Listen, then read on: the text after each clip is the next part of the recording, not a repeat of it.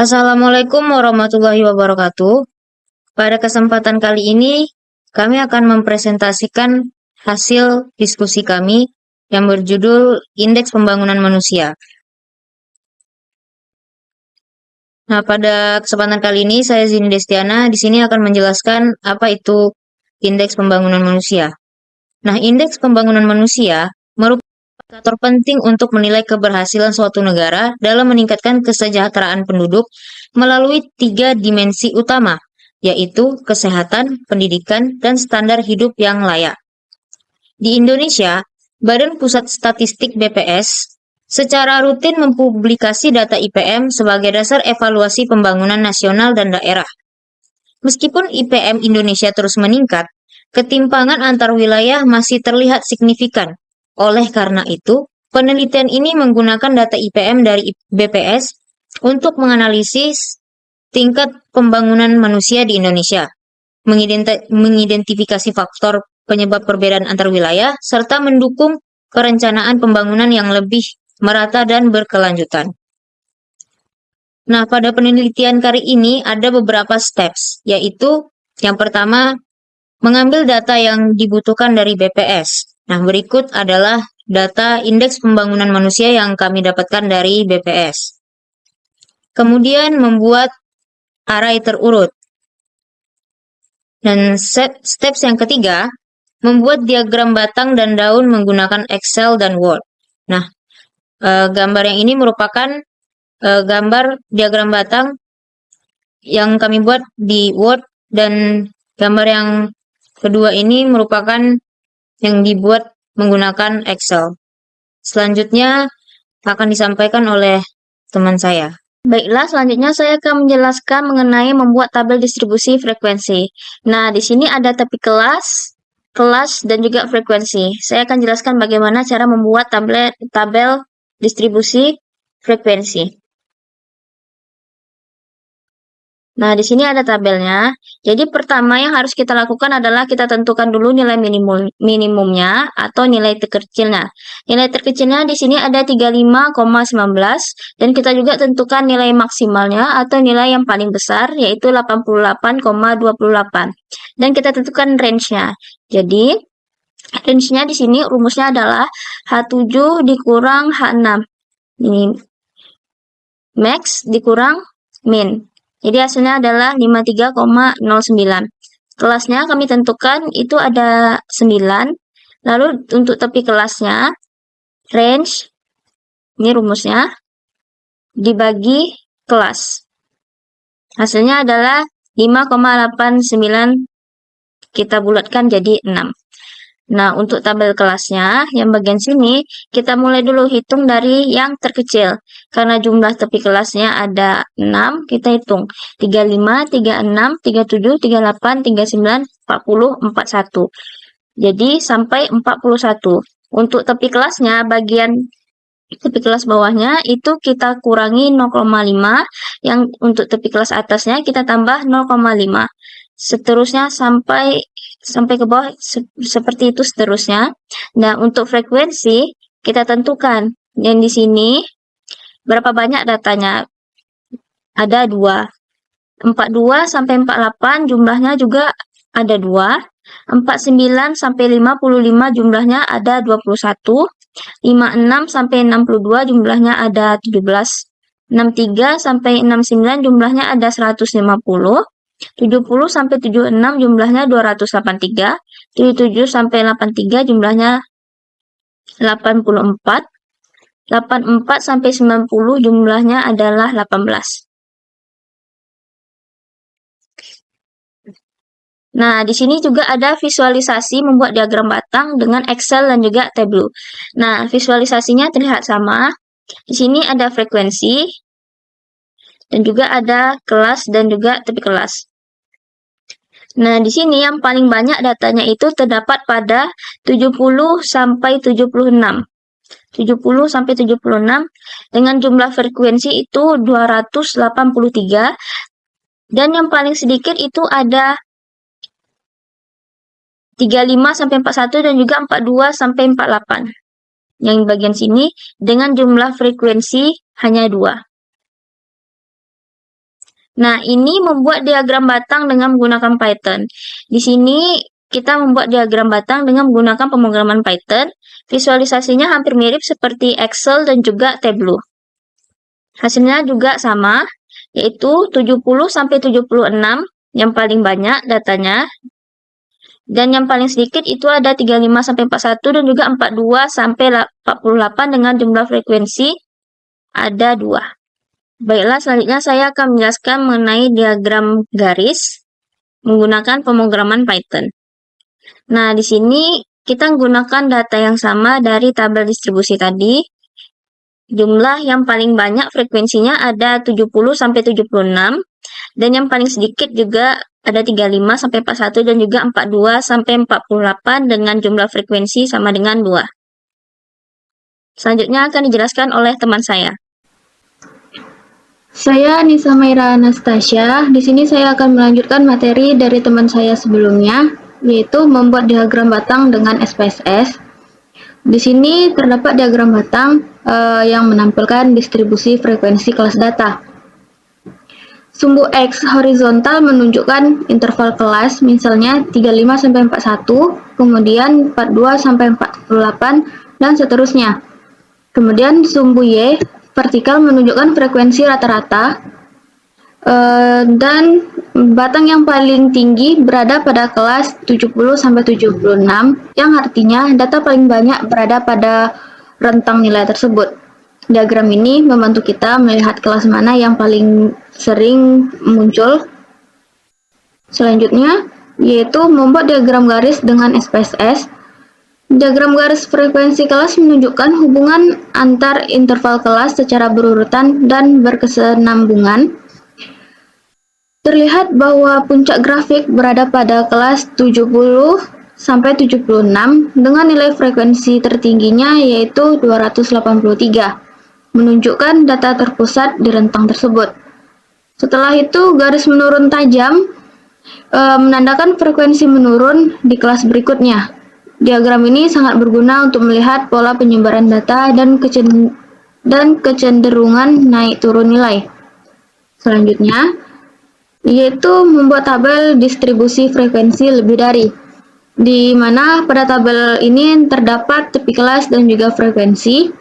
Pada tabel distribusi frekuensi lebih dari ini dimulai dari data yang terendah sampai data yang tertinggi. Selanjutnya, yaitu membuat diagram OGIF lebih dari dengan SPSS. Diagram OGIF lebih dari menggambarkan frekuensi kumulatif lebih dari suatu batas kelas tertentu, yang dimana sumbu X berisi tepi atas kelas, sedangkan sumbu Y menunjukkan frekuensi kumulatif.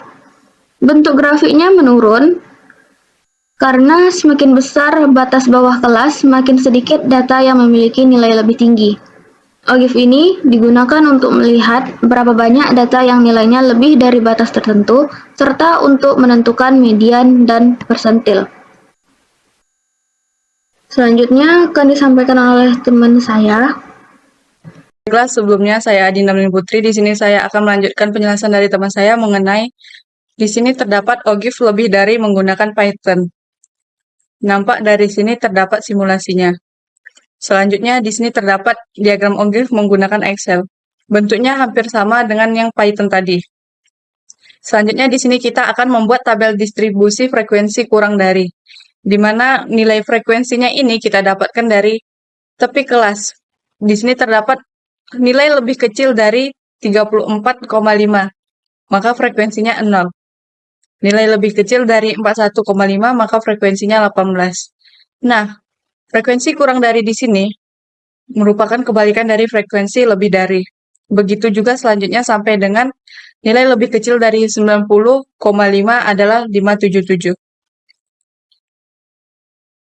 Selanjutnya di sini membuat diagram OGIF kurang dari menggunakan SPSS. Bentuknya hampir sama seperti tadi, cuman ada perbedaan dari sisi lengkungannya. Nah, step selanjutnya yaitu adalah step 16, yaitu membuat diagram OGIF kurang dari dengan Python. Grafik tersebut menunjukkan Ogive kurang dari yaitu kurva yang menggambarkan frekuensi kumulatif dari data berdasarkan batas tiap kelasnya. Terlihat bahwa nilai frekuensi kumulatif meningkat perlahan pada awal, kemudian naik tajam mulai sekitar batas 62,5 hingga 76,5 sebelum akhirnya mendekati total keseluruhan pada titik 83,5. Ini menunjukkan bahwa sebagian besar data berada pada rentang nilai menengah ke atas. Selanjutnya, step 17, membuat tabel frekuensi relatif. Tabel tersebut menampilkan distribusi frekuensi dalam bentuk persentase berdasarkan tepi kelas data. Terlihat bahwa frekuensi meningkat secara signifikan mulai pada kelas 62,5 sampai 69,5 hingga mencapai puncaknya pada kelas 69,5 sampai 76,5, kemudian menurun kembali pada kelas-kelas berikutnya. Pola ini menunjukkan bahwa sebagian besar data terpusat pada rentang nilai menengah ke atas, menandakan distribusi yang cenderung tidak merata dan konsentrasi tinggi di tengah. Baiklah, perkenalkan nama saya Sahira Aiska. Di sini saya akan melanjutkan penjelasan dari teman saya. Di sini terdapat diagram SPSS frekuensi relatif. Nah, di sini terdapat sebuah diagram yang dibuat menggunakan SPSS, yang dimana di sini terdapat data yang paling banyak itu 69,5 sampai 76,5. Kita bisa lihat di sini. Ada tabelnya di sini.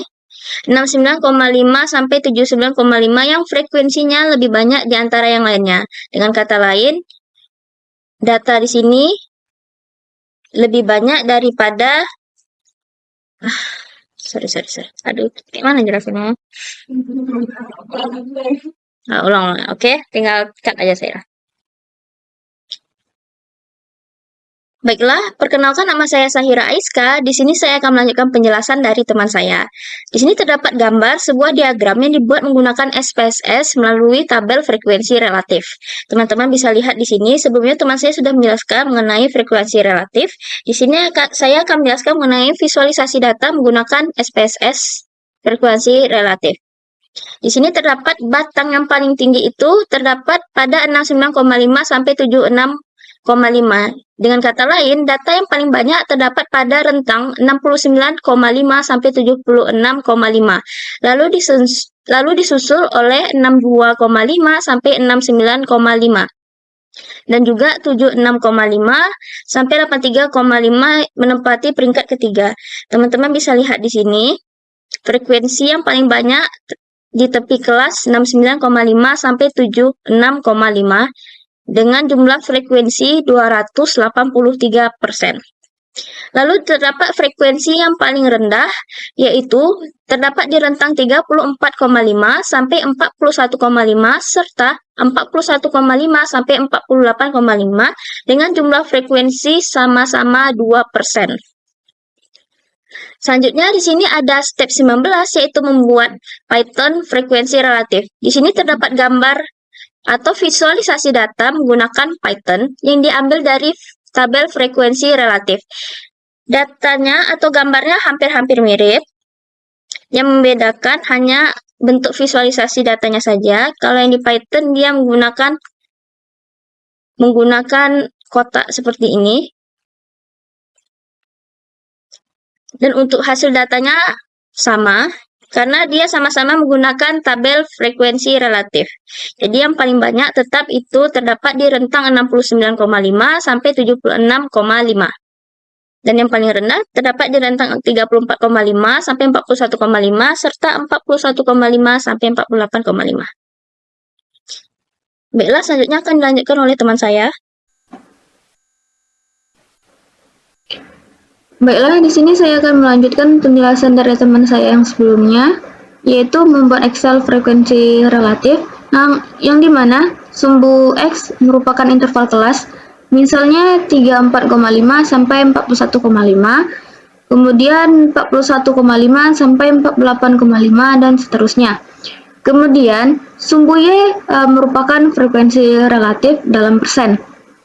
Dari hasil grafik ini menunjukkan bahwa kelas interval 69,5 sampai 76,5 memiliki batang tertinggi, yang artinya kelas ini memiliki frekuensi relatif paling besar.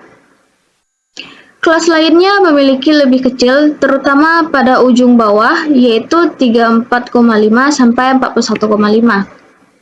Yang ini, dan atas 4 yang di atas yaitu 83,5 sampai 90,5.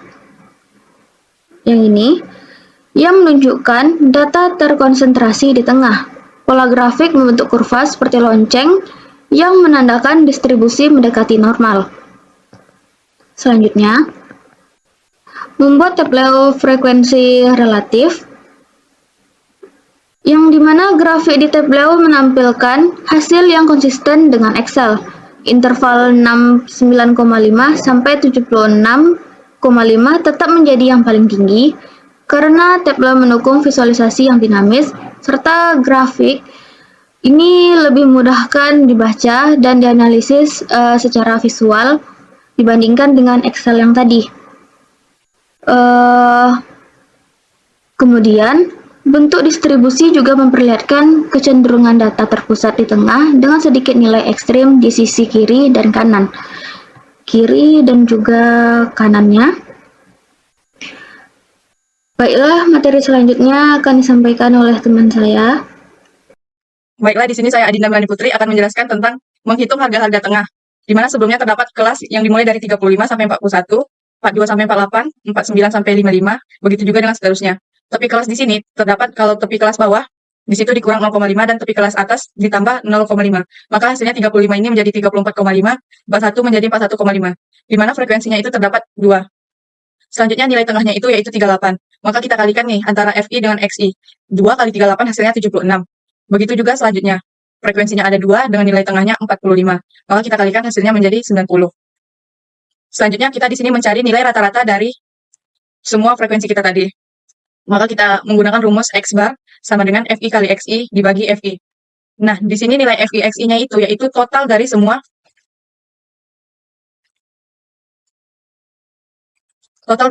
FI XI sebelumnya. Kita tambahkan nih antara 76 tambah 90 tambah 1092 sampai 3132. Maka hasilnya yaitu 42642 dibagi 577. 577 di sini adalah frekuensi dari jumlah semua frekuensinya sebelumnya. Maka hasilnya yaitu 73,954. Selanjutnya kita mencari median. Median itu nilai tengah. Di mana kita dengan rumus LMD tambah N per 2 dikurang FMD dibagi FMD kali C. Nah, kita mencari dulu nilai median tersebut. Kita ketahui sebelumnya frekuensi kita yaitu 577. 577 dibagi 2, hasilnya 288. Nah, selanjutnya 288 itu kita lihat hasilnya di kelas sebelumnya. Maka kita totalkan nih antara semuanya. Kita totalkan dulu frekuensinya 2, 2, tambah 2, tambah 21, tambah 17, tambah 150, tambah 283. Yang hasilnya yaitu 288 sebelumnya. Maka kita dapatkan mediannya itu di sini. Di kelas 70 sampai 76 dengan tepi kelasnya 69,5 sampai 76,5. Nah, kita sudah dapat nih tepi kelasnya yaitu 69,5 karena kita menggunakan tepi kelas bawah. Selanjutnya ada FMD. FMD di sini yaitu total dari frekuensi sebelum median kita. Total dari sebelum frekuensi median kita. Median kita ada terletak di 283. Kita totalkan yaitu 2 tambah 2 tambah 21 tambah 17 tambah 150. Maka hasilnya di sini yaitu 192 dibagi FMD. FMD di sini yaitu frekuensi dari median kita. Sebelumnya frekuensi median kita yaitu 283 kali C. C ini adalah jumlah dari tepi kelas kita tadi, yaitu 7. Selanjutnya kita tambah, kita kali dan kita bagi, maka hasilnya yaitu 71,873. Selanjutnya terdapat kuartil 1. Kuartil itu dibagi 4. Karena kita menggunakan kuartil 1, maka 1/4. Di mana kita mencari 1/4 dari N. N ini yaitu frekuensi kita sebelumnya. Berarti 577 dibagi 4 yaitu 144. Kita mencari dulu total frekuensi yang menghasilkan atau yang mendekati harga dari 144.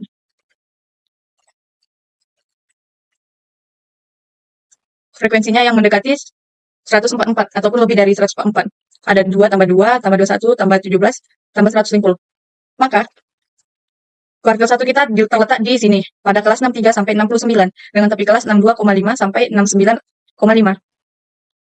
Dapat nih hasil frekuensi sebelum kuartil 1 kita terdapat 42. Di mana tepi kelasnya tadi yaitu 62,5 dibagi F1. F1 ini adalah frekuensi dari kuartil kita tadi. Sebelumnya terdapat angka nilai 150.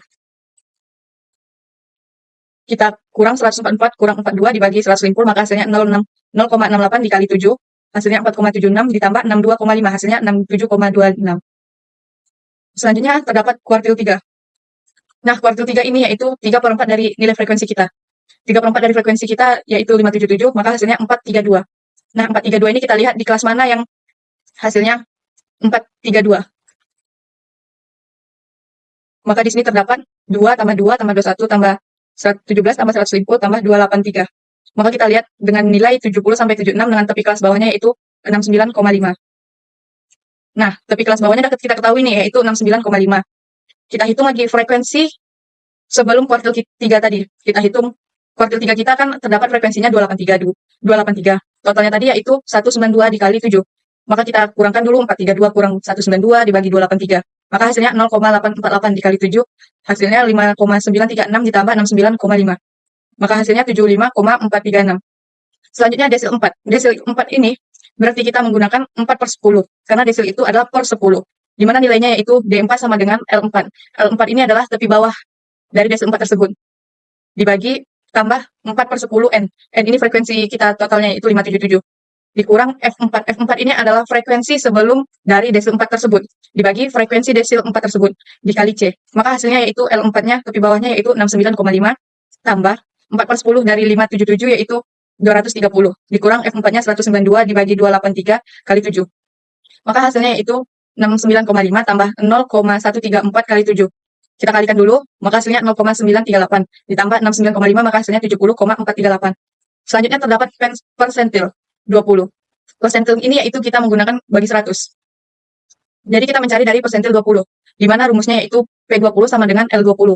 L20 yaitu tepi bawah dari persentil 20 tersebut. Tambah 20/10 N. N di sini frekuensi kita sebelumnya. 20/10 dikali 577 hasilnya 115. Dikurang F20. F besar 20 ini menandakan jumlah frekuensi sebelum dari persentil 20. Maka hasilnya 42. Dibagi F20. F kecil 20 ini menandakan dari frekuensi dari persentil 20 tersebut. Maka 150. Dikurang dibagi hasilnya 0,486 dikali 7 yaitu 3,402 tambah 62,5 hasilnya 65,92. Nah, di sini terdapat modus. Modus itu adalah nilai yang paling sering muncul. Di mana modus tersebut dengan rumus LMO yaitu tepi bawah tambah A1 tambah A1 tambah A2 dikali C. Maka modusnya itu 283 tambah 133 per 133 tambah 199 kali 7. Kita dapatkan hasilnya yaitu 285,8. Selanjutnya, kita menghitung harga deviasi. Nah, di sini terdapat tabel yaitu nilai tepi kelas, frekuensi, nilai tengah. Kita selanjutnya mencari XI kuadrat. Nah, nilai tengah ini 38 dipangkat 2 hasilnya 144. Begitu juga selanjutnya.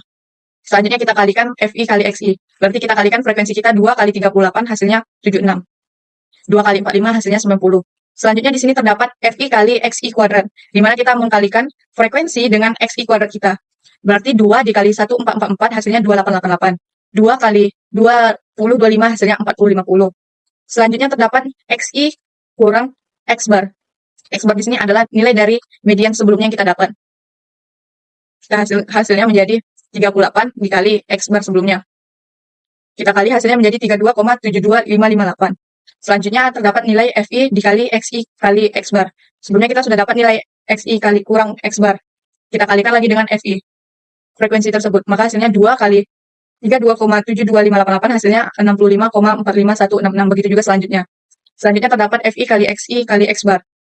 Kita kalikan lagi XI kali X bar pangkat 2.